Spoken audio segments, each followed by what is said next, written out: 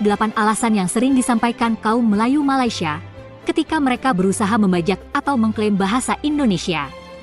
Alasan ini disampaikan oleh tokoh-tokoh Melayu Malaysia, juga para netizen ujung Medini.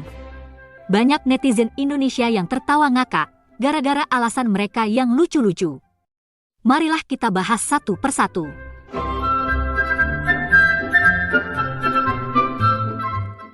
Yang pertama adalah, mereka sering mengatakan bahwa bahasa Indonesia dan bahasa Melayu hanya berbeda sedikit saja. Sepintas hal itu tampak betul. Untuk komunikasi sehari-hari secara sederhana, orang Melayu Malaysia dan orang Indonesia mungkin bisa saling mengerti. Apalagi kalau ditambah dengan bahasa isyarat. Tapi, bahasa percakapan amat berbeda dengan ragam bahasa tulisan. Jika kita bicara mengenai bahasa tulisan, tentu jauh sekali perbedaannya. Orang Indonesia akan pening membaca berita-berita dalam bahasa Melayu Malaysia. Orang Indonesia akan semakin pening bila membaca peraturan dalam bahasa Melayu Malaysia. Begitu pula sebaliknya.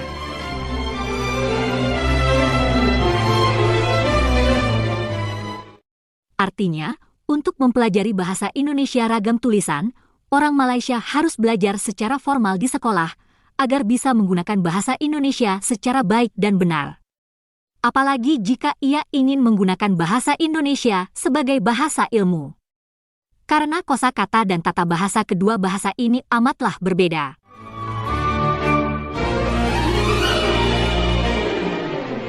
Yang kedua, ada juga warganet Melayu Malaysia yang mengatakan bahwa bahasa Indonesia hanya tukar nama atau lebih tepatnya ganti nama dari bahasa Melayu. Alasan ini sudah terjawab pula pada pembahasan mengenai perbedaan bahasa Melayu dan bahasa Indonesia tadi. Tapi perlu kami tambahkan bahwa bahasa Indonesia sudah amat baku dan sudah modern. Sebaliknya, sejauh yang kita tahu bahasa Melayu Malaysia belumlah baku dan masih terasa sebagai bahasa kampung. Kami justru ingin mengatakan bahwa Malaysia pernah mengganti nama bahasa Melayu dengan bahasa Malaysia pada tahun 2007. Langkah ini gagal total karena benar-benar sekedar ganti nama. Tak ada konsep, tak ada persiapan, tidak ada pembaruan atau reformasi bahasa. Jadi, baik bernama bahasa Malaysia maupun bahasa Melayu, sama-sama gagal. Karena kegagalan inilah, lalu mereka berusaha mengusik, membajak bahasa Indonesia yang amat berhasil. Lucu memang.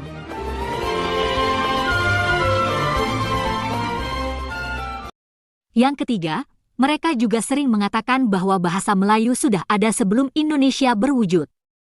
Ini alasan yang paling lucu dan bikin tertawa. Masalahnya, ketika Indonesia belum merdeka, Malaysia juga belum lahir dan masih dijajah Inggris. Indonesia malah lebih dulu merdeka ketimbang Malaysia. Dan, apa pula hak Malaysia mengklaim bahasa Melayu di Nusantara zaman dulu, ketika Indonesia belum berwujud? Semenanjung Malaysia bukanlah pusat peradaban Nusantara zaman dulu.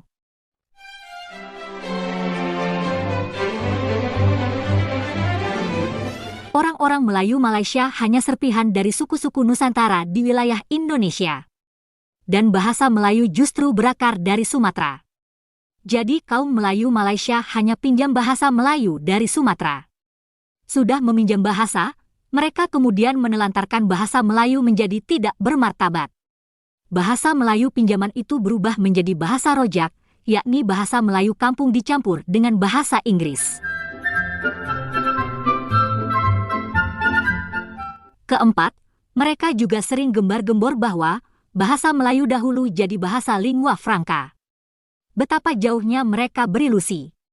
Apa pula relevansi antara bahasa Melayu rojak di Malaysia sekarang dengan bahasa Melayu zaman dagang rempah-rempah?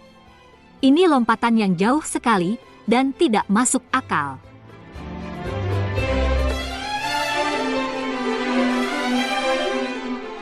Kisah masa lalu itu sudah berlalu dan sekarang tinggal jadi kenangan.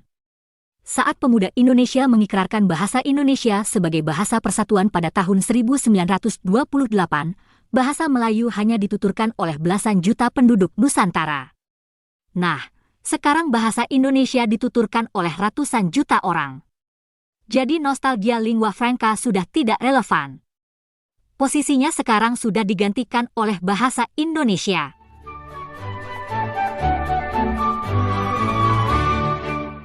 Lagi pula, apa hak kaum Melayu Malaysia mengklaim sejarah lingua franca bahasa Melayu di Nusantara? Kaum Melayu Malaysia bukan penguasa Nusantara, tapi hanya pecahan kecil dari suku-suku hebat di Indonesia. Kelima, ada pula yang sering menyampaikan bahwa bahasa Melayu Upin Ipin berpengaruh di Indonesia. Perlu dipahami bahwa bahasa Upin Ipin hanyalah bahasa percakapan yang terdengar lucu bagi orang Indonesia. Namanya juga kartun, hal ini lebih sebagai hiburan saja. Selain itu, anak-anak Indonesia juga biasa menonton kartun yang lain seperti Doraemon atau SpongeBob dan sebagainya. Jadi bahasa Upin Ipin ini tidak berpengaruh bagi bahasa Indonesia, apalagi bagi bahasa Indonesia baku. Anak-anak Indonesia malah heran, kenapa bahasa Melayu semacam Upin Ipin diusulkan sebagai bahasa ASEAN.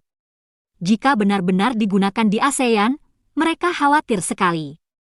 Peserta rapat ASEAN bisa-bisa malah jadi tertawa ngakak saat mereka membahas hal yang sebenarnya serius dengan bahasa Upin Ipin. Yang keenam adalah, mereka sering pula menyatakan bahasa Melayu telah mendunia. Hal ini jelas hanya propaganda sistematis untuk menghibur kaum Melayu Malaysia, dan kalau bisa mempengaruhi orang Indonesia. Sering disebut juga bahasa Melayu dituturkan oleh ratusan juta orang. Tujuan propaganda tersebut antara lain, agar orang Indonesia tak berkeberatan bahasa Indonesia disebut sebagai bahasa Melayu. Tapi orang Indonesia tidak sebodoh itu. Dunia justru lebih mengakui keberadaan bahasa Indonesia dibanding bahasa Melayu Malaysia. Dua bahasa ini juga merupakan bahasa yang berbeda. Buktinya pemimpin Indonesia berpidato di PBB menggunakan bahasa Indonesia.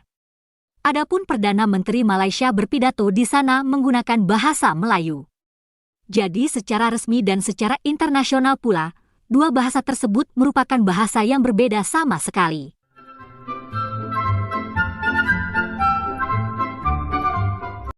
Ketujuh, tokoh Melayu Malaysia juga sering mengatakan, bahasa Melayu dituturkan di Singapura, Thailand, dan Indonesia.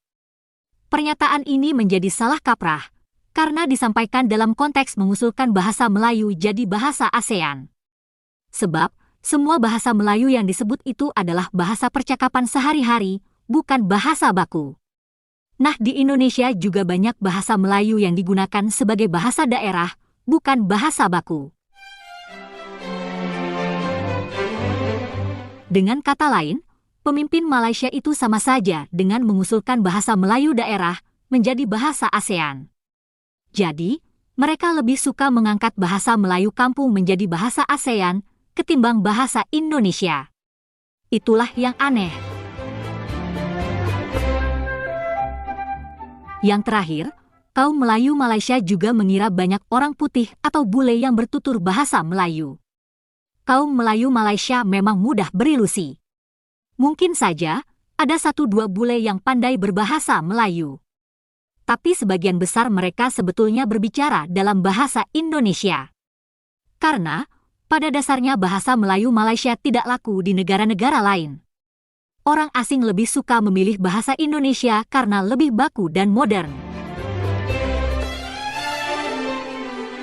Nah, banyak penutur asing bahasa Indonesia itu yang kemudian diundang ikut lomba pidato bahasa Melayu di Malaysia.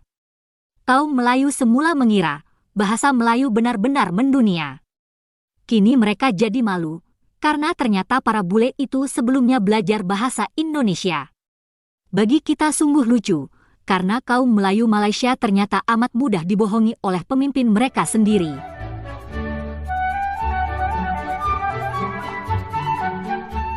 Itulah guys, berbagai alasan dan cara kaum Melayu Malaysia membajak atau mengklaim bahasa Indonesia. Terima kasih sudah menonton, sampai jumpa lagi.